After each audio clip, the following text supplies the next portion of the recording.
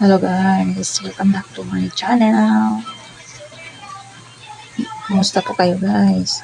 Sana ay nasa mabuting kalagayan po tayong lahat. Today's video guys, papakita ko sa inyo yung time na umulan dito sa amin kasi pag May, June, July is ano na siya, tagulan na. Itong time na to guys is super lakas ng ulan. Ayun. Alam mo guys, pag ganitong time, di ba, yung tag-ulan, lalo na sa hapon, masarap kumain ng mainit na sabaw, mainit na pagkain, tas matulog ng maaga, di ba? Kasi base daw doon sa scientific studies, as for research guys, sabi nila, ang ulan daw ay papalamig sa ating utak at may malaking tulong para sa ating mental health. Diba, tama naman guys, diba? Kasi din sa experience ko, masarap ang ulan. Lalo na pag sa dapit hapon siya, yung time na para matulog ba. Kasi nakakatanggal siya ng stress, nakakalimot sa mga anumang bagay, nakapagbigay sa atin ng mga balisa at mga stress. Diba?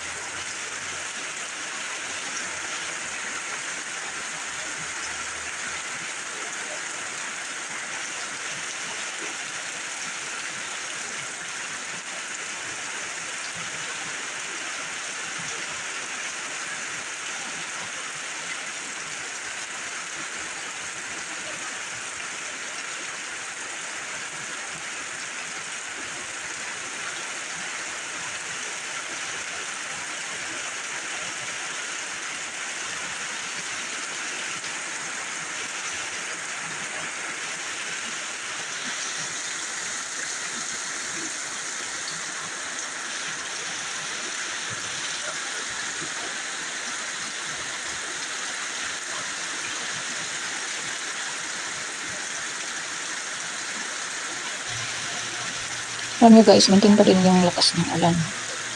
Bali, umulan siya halos, siya.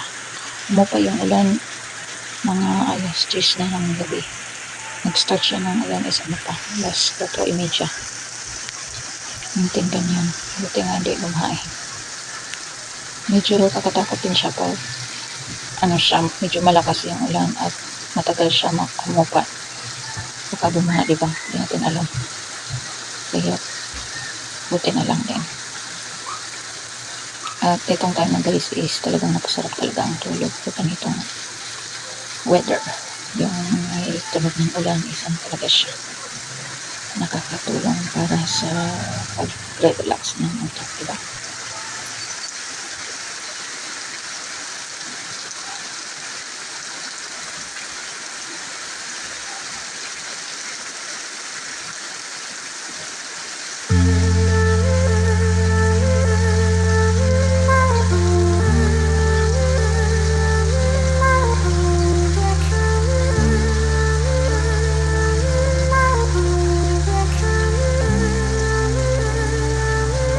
And that's all my video for today guys. Thanks for watching.